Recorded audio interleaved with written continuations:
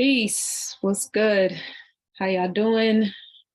This is ZaZa Ali. Today is March the 2nd, 2023, Thursday, March the 2nd, 2023. I pray that this message reaches you all in the best of health, spirit, and mind. The current time is 11:39 Pacific Standard Time, and I am doing well. My brain is on 10, but overall, I am doing well. I am doing this video as a preview for this wonderful, amazing, magnificent, fantastic, beautiful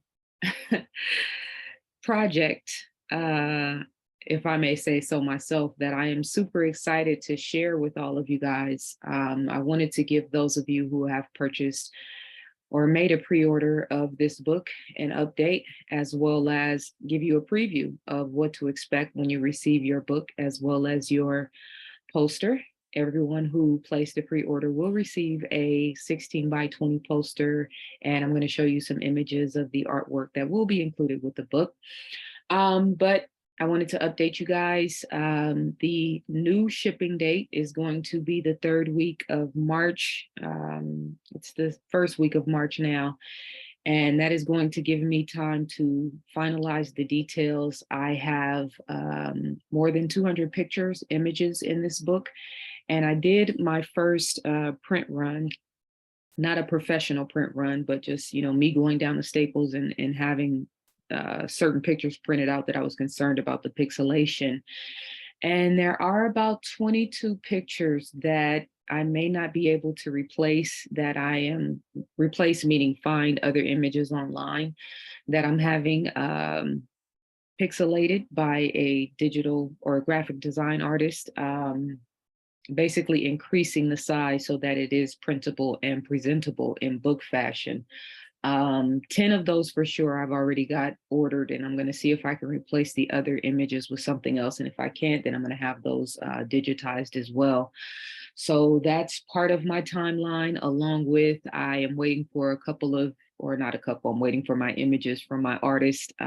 We have a date set to have all of that finalized. I'm going to show you some images of those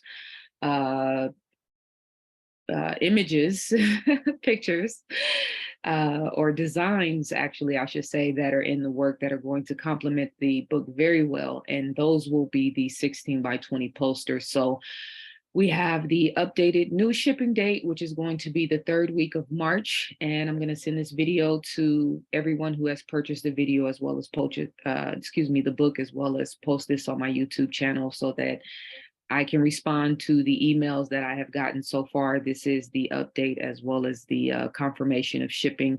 And if you have questions, please email me.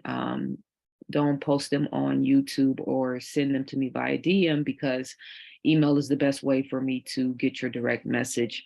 But the updated page count as well, when I initially put the book out for pre-order, I had it listed at 230 pages. Because that was the final amount of my manuscript. I knew that we were going to go up about another 20 pages, but I just started at the page count that I was officially at. And then I updated it to 250 pages. It is now at 275 pages. So those of you who did place the pre-orders and are, going to get the first round or first print version of the book, you are going to receive a significant savings, because when you receive your book, you'll realize that the final print cost or the book cost that's going to accompany the ISBN is going to be higher than what you paid. So that's one of the benefits, along with the poster, of pre-ordering, because once this first shipment goes out, we will be increasing those numbers. And I'll tell you about that in just a second. But the black cover on the first page is the paperback final cover, unless something happens in my mind between now and then. This is the official paperback cover. And then this image is the hardcover cover. So I'm super excited. I changed the Moorish brother to blue. I had him as brown before, and it was dope before, but when I changed the colors, switched a few things up, it just really made the images pop. So yeah, let's get into the topics that we cover in this book.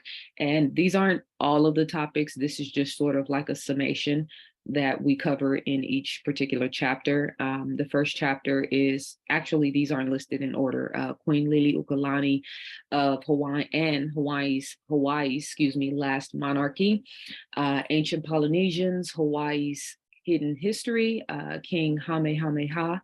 And I got into a whole back and forth with this dude online. He's probably going to be watching because, I blocked him on Facebook and Instagram, but ironically, it's so interesting how people don't like you but still follow you. But he went on this tirade and tagged me in his stories and, said I was calling his people Black, which I didn't. I was quoting a European from the 1800s. But he also said that I had mispronounced King Kamehameha's name and it's offensive to our ancestors. Like, look, bro, I'm going to mispronounce several of these titles for sure, including Sakanuye no Tamu Rama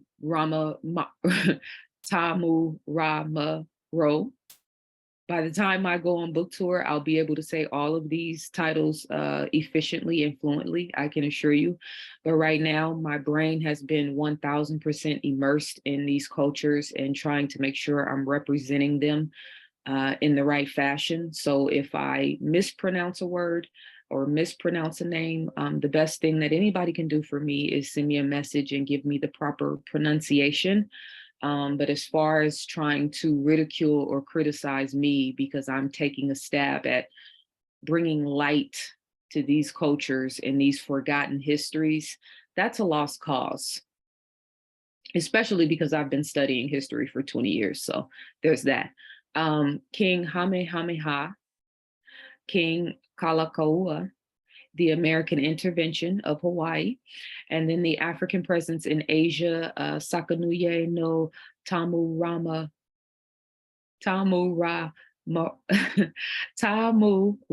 Maro.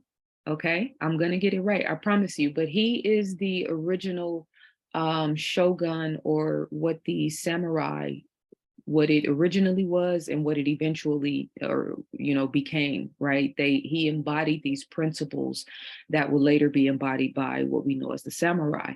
Yasuki, the African samurai, men of the East, the Ainu, Shang dynasty, Tang dynasty, Fudo Mayo, Nua and Fuxi, and Bodhidharma, as well as there's a lot more content in the African presence in Asia. I actually love that section of the book because I've always been very, sort of had an intimate relationship with Asian culture, love martial arts. And I know martial arts aren't just Asian culture. I know that, a lot of the warrior components come from Africa. We get into that in the book as well. But as far as martial arts, as far as some of the design elements, I have a thing for interior and architectural design. Just a lot of things in my personality always resonated with Asian culture. And the further you will go back in these, sort of Asian, Oriental, Japanese, Chinese timelines, the darker the people get. But that's the same everywhere. So just like the guy who was, upset with me about referring to ancient Polynesian people as Black, like, first of all, the Europeans went around the world and identified all of the people that they saw with dark skin as Black. That's the first thing. And the second thing is, when most people talk about Black, like a color crayon, don't call me Black, I'm not a color crayon. Well, I don't think of it in that terms. I think of the triple darkness of space and the womb of creation. That's what I mean when I say Black. And so in most of these cultures, when they were identified as Black or dark skin, it was absolutely a badge of honor. And we emphasize that all throughout the book. So, I would love to, tap dance with you guys and do the back and forth about language and about linguistics. But with all due respect, we have bigger fish to fry.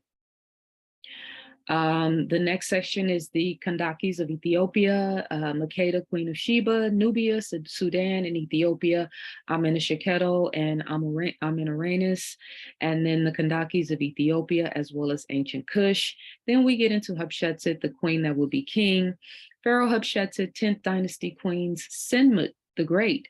And I had a conversation recently on social media on Instagram about a lot of these ancient, like Pharaoh Hatshepsut, for instance, and Senmut. They spent all this time building these great elaborate temples and burial grounds to, show their legend, as well as, sort of transition into the next life or another realm of consciousness. And their bodies were never found.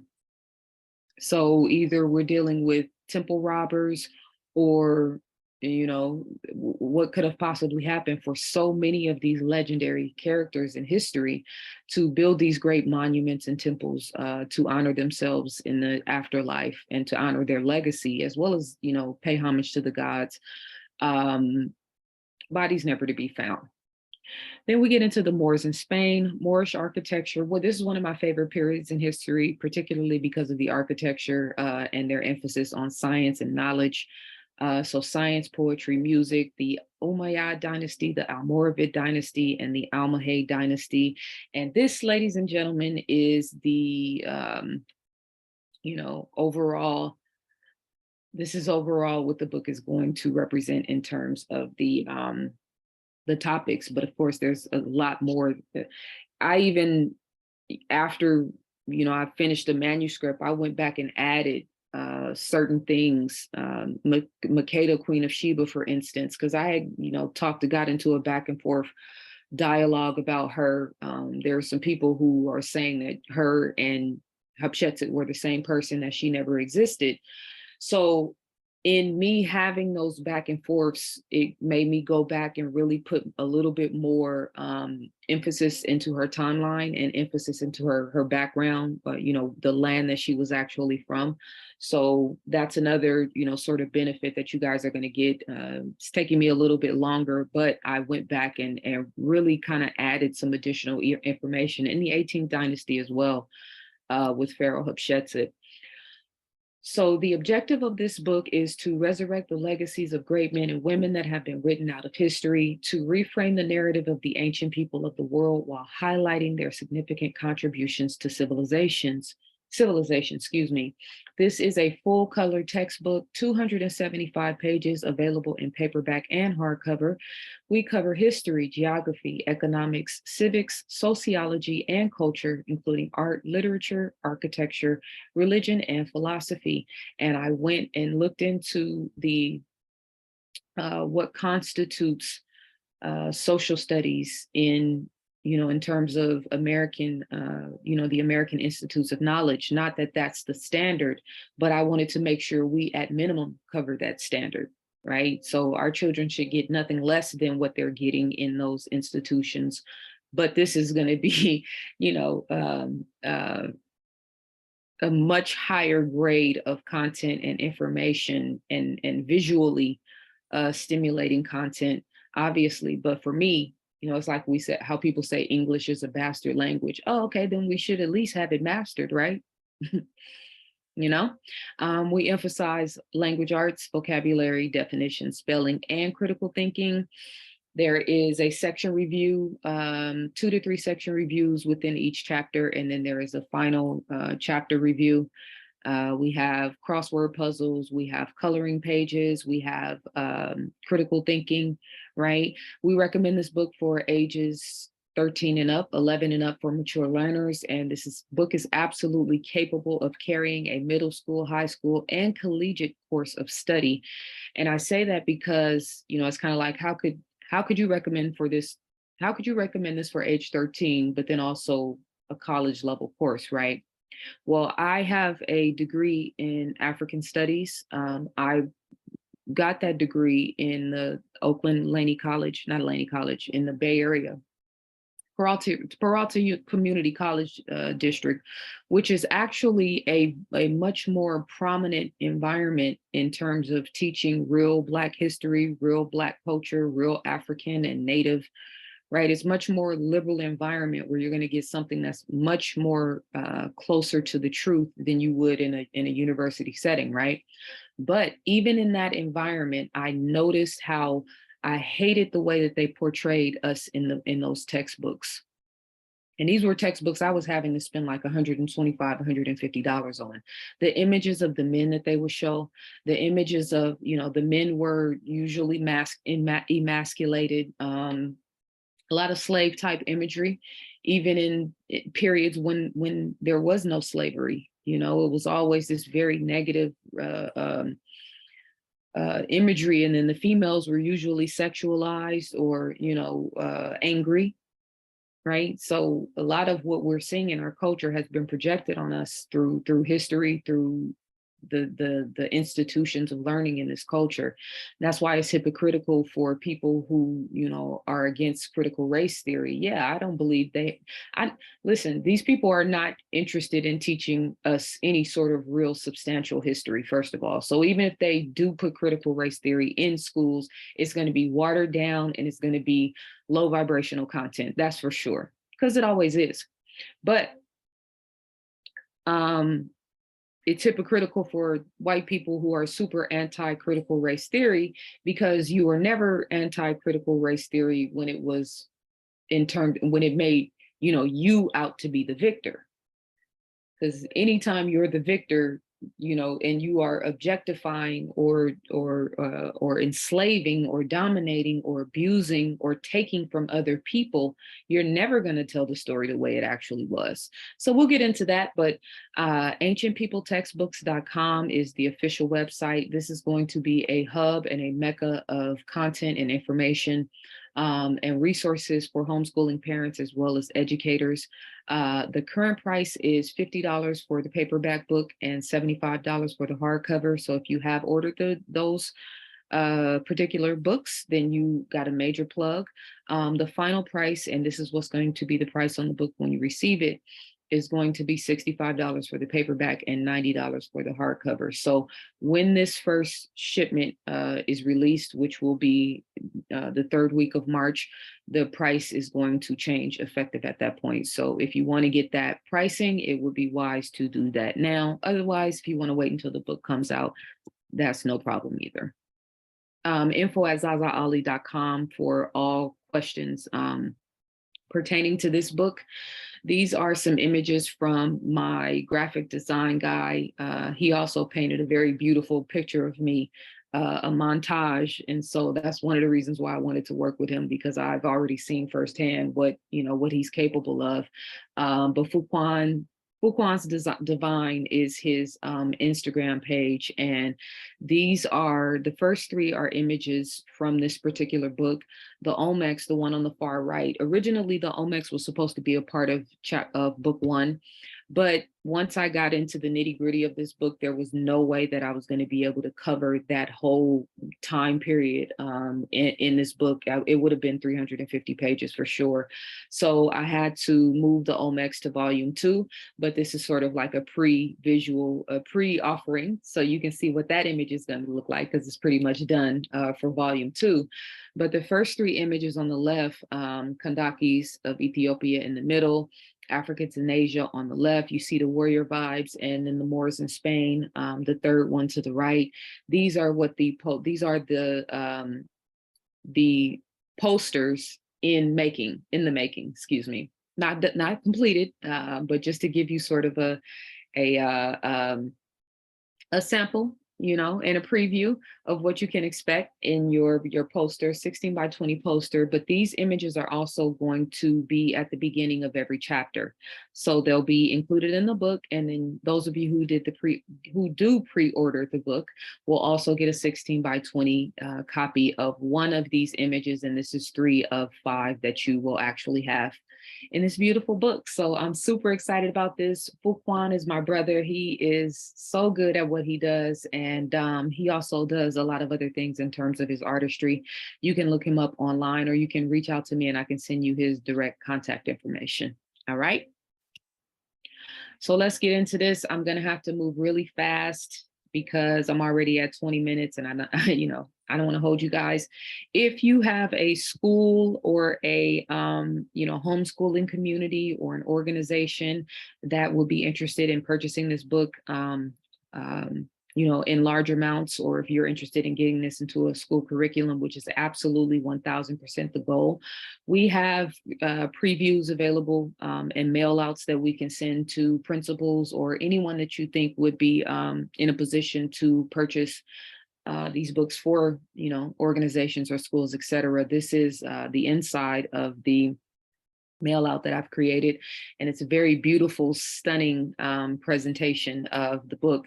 So if you want to have me send one of those out or request that, email me info@zazaali.com and we will get that out to you. Make sure you send the name, the mailing address, and the person who would be our contact in terms of who makes the decisions of, supplying books for the schools, for the organizations, et cetera.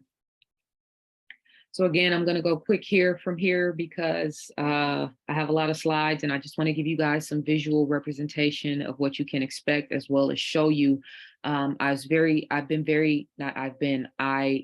This book is very dedicated to highlighting the culture and the beauty of these different cultures. And so you'll see that every chapter has a different theme, has a different color theme.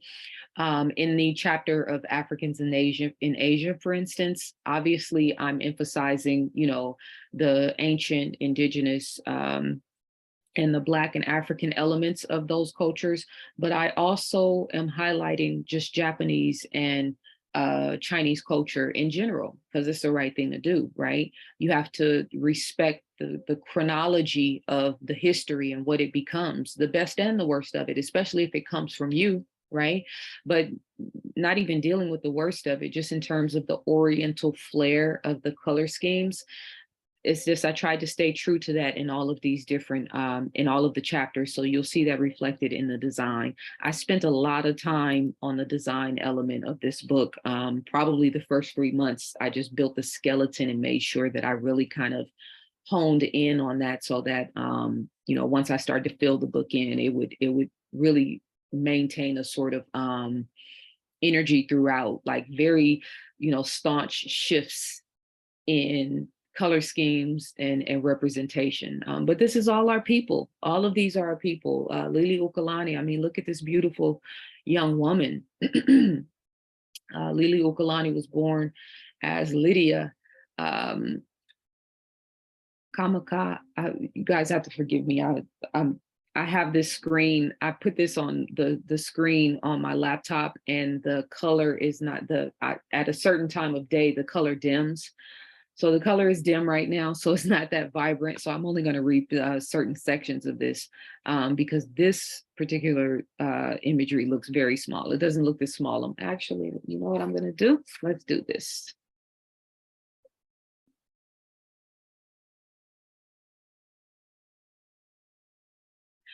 Okay, so problem solved. I just switch my screens around. So I have this on my large monitor. I hope this doesn't affect the way you guys can see the screen, but it's much more bright and clear for me to read. Lili Ukulani was born as Lydia Kamakaiha on September 2nd, 1838 in Honolulu on the island of Oahu. Her family were of Hawaiian nobility and were related to the reigning house of Kamehameha, which had ruled since 1795. As such, she and her siblings were informally adopted by other Hawaiian royals, which was a common practice at this time. She was then raised by Abner Paki and Laura Conla, along with their daughter Bernice Pauahi Bishop. I'm gonna get it right, y'all, I promise. In 1820, the first American missionaries who were Presbyterians, Congregationalists, and Dutch reformers from New England arrived in Hawaii. These missionaries converted native Hawaiians to Christianity, taught English in schools, actively suppressed the speaking and teaching of the Hawaiian people, language, and discouraged traditional dress and the practice of Hawaiian cultural traditions. And let me just go ahead and move forward. We get into the monarchies of Hawaii. These pages aren't necessarily in order. Again, I just wanted to showcase certain, specific images and certain specific, aspects of each chapter. The image on the left is Queen Liliuokalani at Queen Victoria's Golden Jubilee in 1897. And this was a major deal, by the way, for her being here. And anytime the Hawaiian royals went to Europe, the people were absolutely in awe of them. They, not like in awe of the royalty aspect, not how sometimes we picture Europeans as, the disrespect that often comes with, how European dignitaries admire or respect, African or native people, right? Like, no, when these Hawaiian royalty were going to Europe, the people were awestruck by them, right? And then the house of Kamehameha, which was her father. The kingdom of Hawaii was united in 1810 under Kamehameha,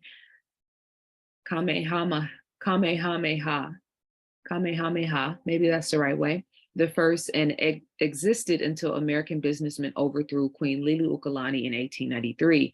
In the 83 years it existed, 8 monarchs ruled the house of Kamehameha and the Kalakaua dynasty. Some succeeded via birth, others were named their heir apparent, and yet others were elected. In parallel to these kings and queens, there was a role called Kahina Nui, a role with no Western equivalent after the death of Kamehameha the First. His favorite wife, Ka'ahumanu, became Kahina Nui, co-ruling with Kamehameha the first sons. And this is critical, Kamehameha the first, the second, and the third. This is critical because this runs parallel with many of the African monarchies who always, made I won't say a position or a title, but there was always a seat within rulership for women. This is her father, Kamehameha the Great, and there's a statue of him outside of the Liliuokalani's palace. He was a warrior king. It says he became chief of the northern half of the island of Hawaii. Eventually, he bought the entire island under his reign. The other Hawaiian islands were controlled by other kings, but Kamehameha conquered and united them, becoming ruler of all islands in 1810. So he was a warrior king. I mean, this is major. I know we can't fathom, and I'm not getting into it, the depth of it right now, but there was a beautiful lineage of, ancient Polynesian people who came from that Oceania. Well, let me see. I think we have it. Yeah, that very next. See, I'm getting ahead of myself. These are 2 of the maps that represent Oceania. And some of these maps I had to kind of recreate by hand. Both of these actually took a lot of time to do this because some of the maps today don't necessarily reference some of these titles and terms that came from these ancient times. Polynesia is a subregion of Oceania made up of more than 1,000 islands scattered over the central and southern Pacific Ocean. The indigenous people who inhabit the islands of Polynesia are called Polynesians. They have many things in common, including language relatedness, cultural practices, and traditional beliefs. And I have maps throughout this book because, and even in my membership channel and Headline News, one of the things I said is, as I'm very conscientious now about when I talk about these places globally, that we look at maps and sort of tap in with our situational awareness. Because a lot of times we're just focused on where we are and, where we live, right? I'm in LA, so my focus is primarily here, but in terms of situational awareness, especially as we're in this global environment now, We always talk about everything's global right now, right? The internet sort of broke down the boundaries of people being able to do commerce and connect with one another and communicate. Well, that should emphasize more, that should make us emphasize more the situational awareness, right? How many of us knew that the Polynesia sub-region has more than 1,000 islands? And this is just a blip on the map in terms of the full scale of Earth. I'm at 30 minutes, so I have to start moving a little more quickly. There's a lot of stuff to cover.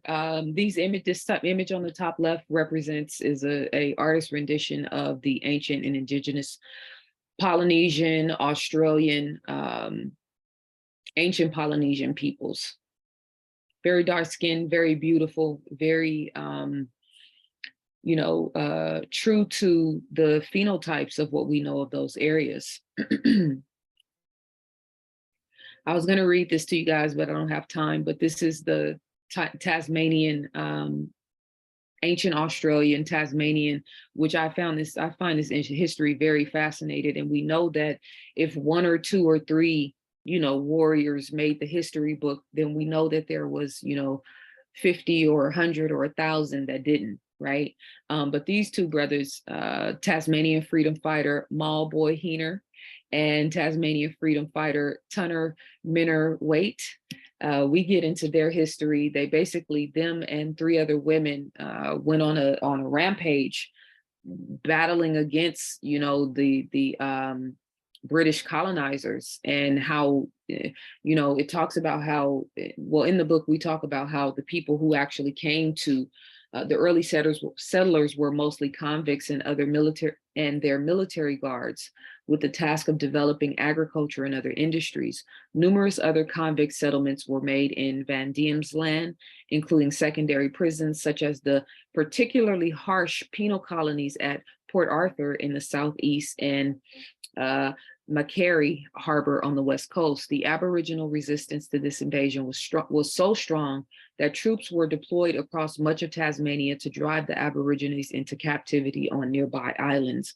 So, they always try to make it seem like there was no revolting, no revolution. No, there was plenty of people who fought back.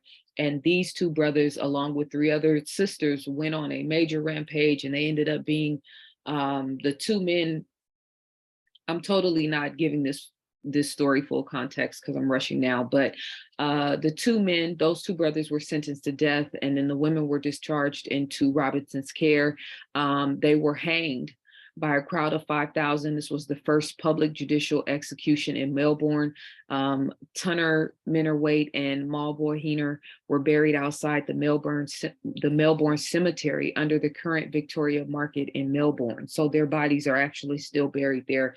Fascinating story, and of course you'll get to read it in the book.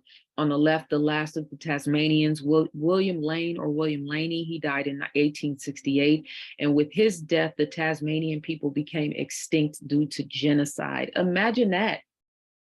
We think about animals becoming extinct, a whole people. On the left is the Australian Aboriginal girl, or an Australian Aboriginal girl. And then on the right, an Aboriginal Australian man. Beautiful people. This is an image, a cartoon called We Draw the Line at This, appearing in the magazine The Judge, U.S. national magazine, loosely connected with the Republican Party, depicting Queen Lil, L-I-L, right? See how disrespectful they are. Depicted as an African, and this is a quote from a magazine, so I'm not saying she's depicted as an African. I'm saying the person who's assessing this magazine said that, right? Being carried on a plate by American Marines in 1893. This cartoon was from the New York Judge article. And yeah, I mean, you say a picture speaks 1,000 words, right? Because the images we see of her, she's beautiful and glowing and radiant and, you know what I mean, and stunning. Look at how they portrayed her. The Bayonet Constitution was formed in 1887. The All-White Hawaiian League, formed in 1883, advocated for the overthrow of the monarchy and annexation by the U.S. After scandals erupted over King Kalakaua Kalakaua's spending, Hawaiian League riflemen demanded in a mass public meeting that the king sign a new constitution and dismiss the legislature.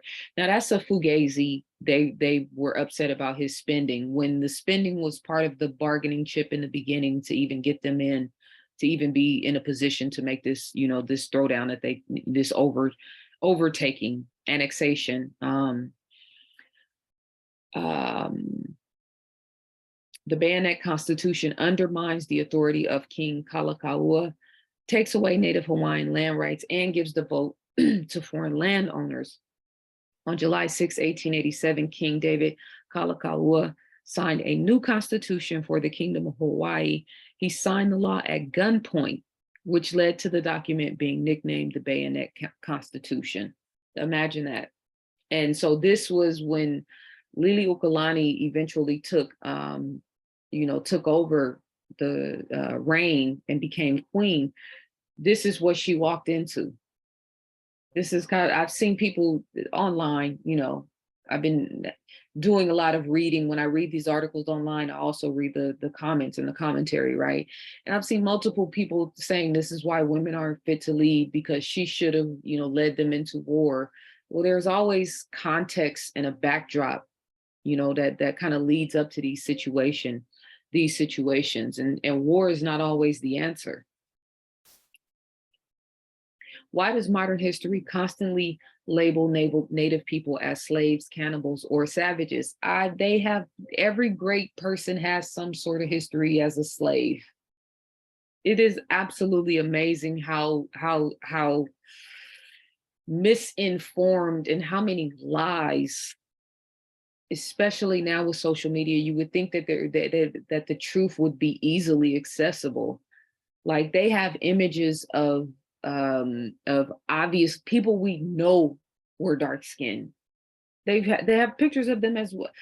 Let me stay on subject. Captain James Cook, 1728 to 1779, was a British explorer, navigator, cartographer, and captain in the British Royal Navy, famous for his 3 voyages between 1768 and 1779 in the Pacific Ocean, and to New Zealand and Australia in particular. And he went to Hawaii and got smoked. The painting on the right is a painting depicting the killing of Captain James Cook at the hands of the Hawaiians after he had attempted to kidnap one of their chiefs. Of laughable note is that a painting of the same subject by German painter John Zoffany depicts the Hawaiians as white people. That painting sits in the National Maritime Museum in London. A copy of Cleveley's Death of Cook, which also depicts Hawaiians as white people, hangs at the Honolulu Academy of Arts. Cleveley's original painting, found in 2004, shows Hawaiians as Black people. On the left-hand side, this is the original coat of arms of Hawaii, which date back to King Kamehameha or Kamehameha III. And we go, there's an in-depth, in terms of Captain James Cook, and the role that he played in, and what really happened in Hawaii. We go into that in depth in the book. This is just kind of giving a summary of some of what we cover. By 1920, there were fewer than 24,000 Native Hawaiians left in Hawaii. Today, Native Hawaiians face significant health disparities compared to their white counterparts. There was waves and waves of disease and it's funny because in history, they blame the Hawaiians for not having immunity to the diseases that Europeans brought, instead of blaming the Europeans for bringing diseases to the Native people. I have a 24,000 Native Hawaiians, and there's, maybe it's not on this page, but I believe at the time, at the height of the Native, if I remember correctly, let's see, maybe it's not in here. At the height of their civilization, there was 500,000 Native Hawaiians. It's in the book, don't quote me directly on that. But so from 500,000 to 24,000 Native Hawaiians in 1920. You know what I mean? And then you look at the Native Americans and how disease wiped them out when they came in contact with Europeans. It's definitely something to consider. All right, the Kandakis of Ethiopia. I'm at 40 minutes. I'm going to speed through this. I'm literally probably not going to read a lot of this. I just want to get you guys, show you guys the imagery. I didn't mean to talk this much, but it always happens to me, so it is what it is. Makeda, Queen of Sheba. And, obviously I wanted this part of the book to be very feminine, but powerful. This is a painting of her. And I, switched the color up a little bit. Again, with the maps, the various lands ascribed to Queen Makeda's empire included parts of Upper Egypt, Ethiopia, parts of Arabia, Syria, Armenia, India, and the whole region between the Mediterranean and the Eritrean Sea. By this tradition, India and Southern Arabia was a part of what was later known as a Mexum. And again, this is a map that inscribes the trade agreement between Sheba and Solomon, between Sheba and King Solomon. So yeah, more on that later. Centuries after Menelik I was Sheba and Solomon's son.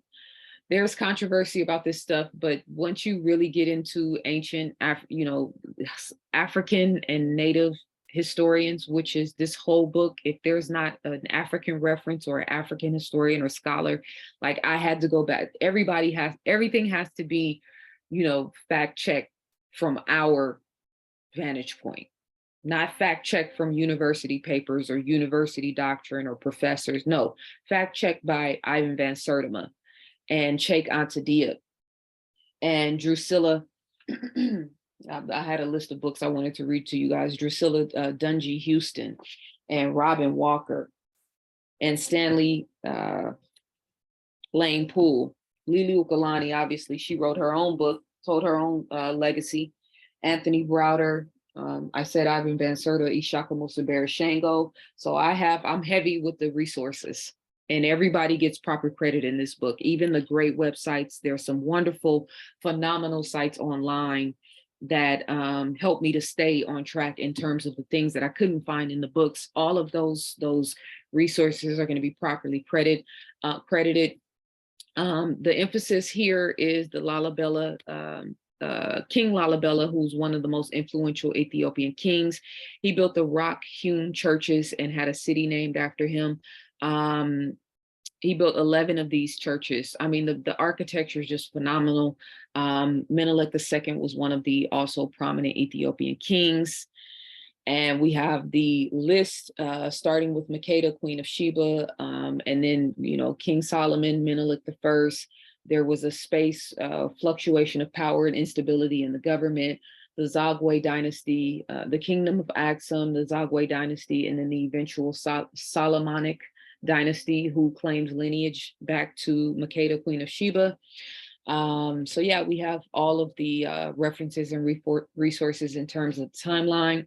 The timeline. This image in the middle is one of the images that I had to get digitally enhanced because it's a very beautiful picture, but it's not popping the way that it needs to pop. So there you see Menelik II, and there you see Haile Selassie, and there's also a segment dedicated specifically to him. The Kushites, the 25th dynasty. This is ancient Nubia. There's so much fascinating history, so many women, powerful women in history that have been written out of the history books. Yeah, you see 3 of the 5 chapters here are focused on queens. And not only those, we don't only emphasize those queens, but there are so many queens that ruled in different positions that we highlight here. As you can see, this is Amenartus. Let me make sure I have it. There's a few names here. Amenartus the first. She was one of the first queens, Kashta's daughter. He left her in charge. He was one of the Kushite pharaohs. They would go up into Egypt, get everything under control, take it over, and then leave the women there to rule in their place when they went back to Nubia and into Kush, where they reigning or ruling Upper and Lower Kemet or Egypt. The image on the left is the head of Julius Caesar, the Meroe head, so-called because it was bound beneath a temple in the reigns of Meroe, is the head of a larger than life statue of Julius Caesar, Amenoramus. Let me make sure my share. Okay, yeah. I had to make sure I'm recording because it's the worst thing in the world to just be talking and then realize I've done that before. Okay, so Amenoramus was the queen of the Meroitic kingdom of Kush. She reigned from about 40 BCE to 10 BCE. She is one of the most famous Kandakis because of her role leading Kushite armies against the Romans in a war that lasted 5 years from 27 BCE to 22 BCE. She was a straight up warrior and she smashed on the Romans and they ended up bowing down. We get into all of that. We don't have time, but it's all in the book. And I pay, very special attention to all of those stories. I have a whole page full of Amenisheketo's jewelry. She was G'd up from the feet up. She was flossy. Her gold, her jewelry is just all fantastic, beautiful. This is one of the, when I said I went back and added, sort of the backdrop of the Queen of Sheba and where she came from. This is the timeline of that. Marab, which was the home to Makeda, Queen of Sheba. And you can see that there is still, remnants of that kingdom still there to this date. It hasn't been properly maintained. But it says it's located in the desert area of the country, about 170 kilometers from the capital, Sana'a. In the region called by the Romans Arabia Felix, Marab is known for being the ancient capital of the prosperous kingdom of Sheba. The city experienced its heyday during the first millennium BCE and stood in a strategic position along the incense and coffee trade routes. It was the home of Queen of Sheba, a legendary figure mentioned in the Bible, the Quran, and the ancient Ethiopian text, Kebra Nagast. And this is, let me see. This is in Yemen. Want to make sure, the Yemenite city of Marab. There are a total of at least 84 pyramids in the Sudan. There are 223 pyramids in the Sudan as a whole. Well, there are 84 pyramids in Meroe. In addition, there are 223 pyramids in Sudan as a whole. Sudan has more pyramids than any other country on earth, even more than Egypt. This is on my to-do list to visit here. The Tasseti was known as the land of the bow, which was the main weapon of the Nubians of Tasseti, who established the first Kemetic Egyptian civilization. And this is going back like 5,500 years ago, probably even later than that. So this is probably, the warrior class. I'm not going to say that Sakanuye and the men of the East, that they were necessarily from this part of Africa, but I'm saying that there was already a proven timeline of warriors in the land of the bow, right? We don't really associate the bow and arrow with Africa, but actually the Tasseti was considered the land of the bow. So there was already an established warrior class in these areas. Classic period of Kush, 1750 BCE. I go into depth, including the incense trade routes. All of that is included in the book. The Moors in Spain, obviously, this is one of my favorite periods of history. Very beautiful, grandeur, just, lush, green, vibrant, beautiful colors, beautiful architecture, beautiful. This culture has always been romantic in my mindset, even though obviously there was some, we got off course for sure in the latter periods. The further we got away from traditional African and dare I say traditional Islamic values, the more this culture started to disintegrate. But for 700 years, it was beautiful and it was prominent. The Umayyad dynasty was from 715 to 1031 of the Common Era. Then the Almoravid dynasty, 1056 to 1147, and then the Almohad dynasty was from 1150 to 1230 of the Common Era. And we have plenty of beautiful, high vibrational images throughout the book. I definitely went into the, scientific, agricultural, feats. They were doing so many fascinating things at this time, during this time period, and they try to give a lot of credit to Rome and to Greece, but it's just what they created was just, you know, the astrolabe, for instance. Let's see. Astrolabes are problem-solving instruments. They compute things such as the time of day according to the position of the sun and the stars in the sky. Like a computer, you can put this information, you input information and then you receive output. They were typically made of brass and had a 6-inch diameter, although they were there were larger ones made as well. The one on the top right is said to be valued at 600,000 in today's financial market. And these became prominent during the Golden Age, the Islamic Golden Age of the 8th to 13th century of the Common Era. Again, we have maps all throughout the book, making sure that we are, you know, on point with, you know, situational awareness and where these things are taking place in terms of the broader scope of the earth.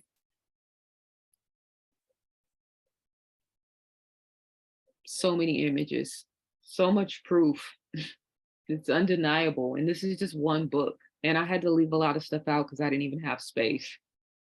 Al Andalus, the Moorish Spain and the Baths that we always hear, you know, the more civilized Europe, and we always hear about these baths, and you think it's just like, okay, they had, you know, you think like the beach, they had, you know, water spouts where you could go and kind of, you know, freshen up, clean yourself off. No, these were beautiful, elaborate, just amazing buildings that they created for the public to be able to go and enjoy. I mean, it's mind-blowing how beautiful the craftsmanship and the architecture was. I get into all of this in depth throughout the book. I mean, just, and try to stay true to the beauty and the texture and the quality of the visual, the stunning visual, you know, elements of these different cultures. This is why I love Moorish Spain. I have to fast track through this, but this image in the middle, they once Ferdinand conquered and Elizabeth reconquered Spain. They went in and changed the Great Mosque at Cordoba, which is one of the greatest architectural feats in the world. They went in and put this hideous cathedral in the middle of this mosque. Yeah, I can't do it justice right now. I have to fast track through this because I'm not going to hold you guys for more than an hour. The etymology of the word slave comes from the root word Slav, because Slavs were often forced into slavery into Middle Ages. This book is not only like, we're not glossing over history, we're dealing with the real nitty gritty. Africans were involved in the slave trade before Europeans enslaved them. It's a fact. So we have to start contextualizing and dealing with that. Hatshepsut, the queen that would be king, beautiful purple and gold to highlight and emphasize this queen's rulership. Teti Sheri is one of the queens that's sort of sparked, you know, this new movement of queens that would come into being in the 18th dynasty. And the 18th dynasty is really one of the most popular, and mainly because, not mainly, but definitely due to Amos Nefertari as well as Queen Pharaoh Hatshepsut.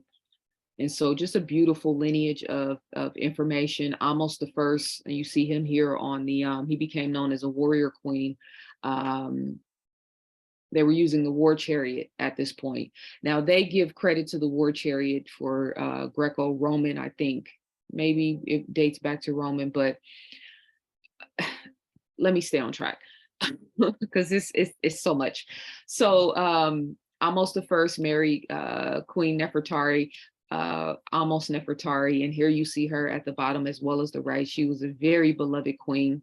She's a lot of times gets confused with Nefertiti, but Amos Nefertari, who was depicted as very dark skinned in all of the visuals of her.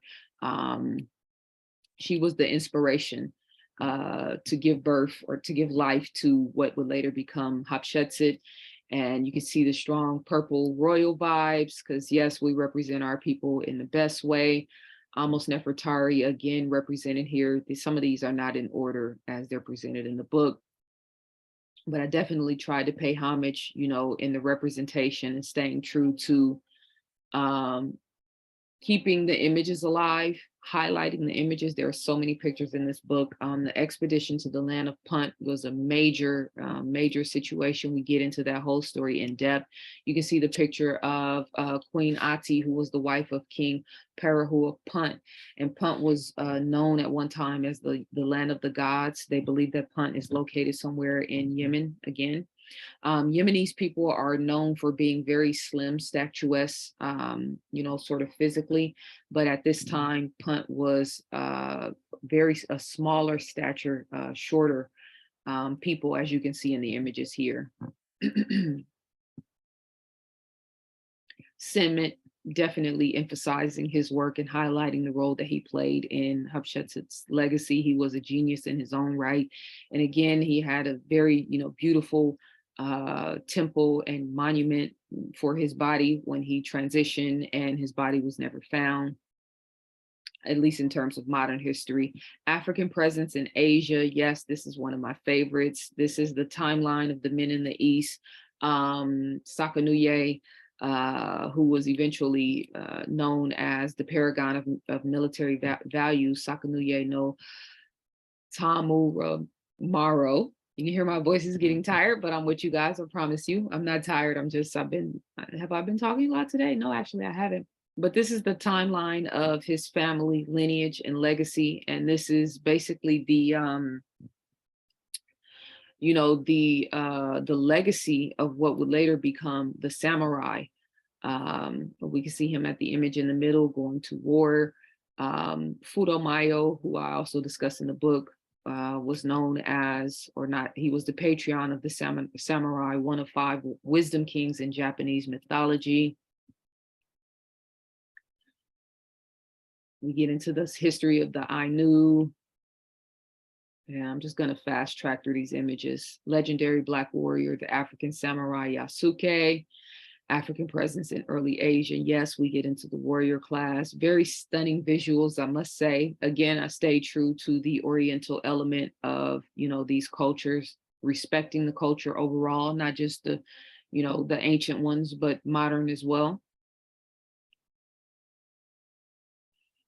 I was going to read some of this stuff, guys, but I'm not going to hold you much longer. Ancient Black China. Yes, beautiful, beautiful people. I want to see it all. I love it. Fuxi and Nuwa, yin and yang. These are the precepts of Chinese mythological emperors, and the original I Ching, Xia dynasty, Shang dynasty. We get into all of it. That's why I have to make sure these images come out crystal clear, because there's so much overwhelming evidence of us everywhere on the planet. Everywhere on the planet, all of the original people are dark. Everywhere. The argument about whether they all came from Africa or whether they were native to their lands, because of, you look at the map, you can tell that all of these continents were at one time conjoined. I'm more adept to think that there were multiple cradles of civilization and not just one. And they found human remains millions of years old in the Americas. So there's that. One of the largest anti-foreign uprisings in China's history was the Boxer Rebellion, also known as the Yehituan, hope I'm saying that right, movement. Started off as a peasant uprising. As the uprising gained momentum, they were supported by the Qing government, but ultimately it was this support that would lead to the disintegration of China's last dynasty in 1920. And you can see those are brothers. There's no question about it. And there's plenty of images of them, this uprising available online. And then the great Bodhidharma, whom we sincerely and gratefully honor as the first patriarch of the Shaolin arts, was Indian, not Chinese. He's said to be one of the founders of Zen and Qin Buddhism. He is mysterious, iconic, and powerful. Some accounts recall him as rather ill-tempered, although this was likely in classical Zen master style as a classical means. There is no debating that he was abrupt with politicians and kings. He is, perhaps for this reason, often portrayed in statues and paintings with fierce, penetrating eyes. And this is another figment in history, historical figure that as time continues to go on, his images get lighter and lighter, but he is said to be the father of the Shaolin. Okay, so we get into this obviously more in depth, but I'm at 59 minutes and 53 seconds. So I'm going to end right there. But I feel like I've given you guys a very good representation of what this book entails. And we haven't even seen any of the worksheets and the, the all of the other I mean, it's a 275-page book. It's beautiful. It's just everything that I am in terms of design, my personality, the things that I love, the cultures that I love, the history I've been studying for so long. I put my heart and soul into this book, and I did not want to give it or print it and put it out into the world until I knew that it was 100% perfect and exactly what I wanted it to be. And so it's almost there. I'm working on it. We're going to print in 3 weeks. You guys are going to be so happy when you get this book, I promise you. And if you purchase the pre-order, you got a significant discount, and you're going to get a beautiful poster attached with your book. So thank you so much for your patience. Thank you guys for supporting me. Those of you guys who pre-ordered this book, it means the world to me, because this is next level, and I'm doing something very, very, very, I feel very significant in terms of historical content, and in terms of like solidifying my legacy and my name in history. So that's much love, much appreciation from me and Alchemy Publishing, which is about to go on a whole new, level in terms of the level and quality of books that we're putting out for the world. I wrote this book about Black people, about melanated, Native, Indigenous people for the world. info@zazaali.com is my email address. If you have questions about orders or anything pertaining to the book, you can hit me up there. Thank you guys for watching a 1-hour video about history. I look to inspire the young girls and young boys and young people to love history, to keep it alive, and to expand it and push it forward. All right. Thank you guys. Peace and love.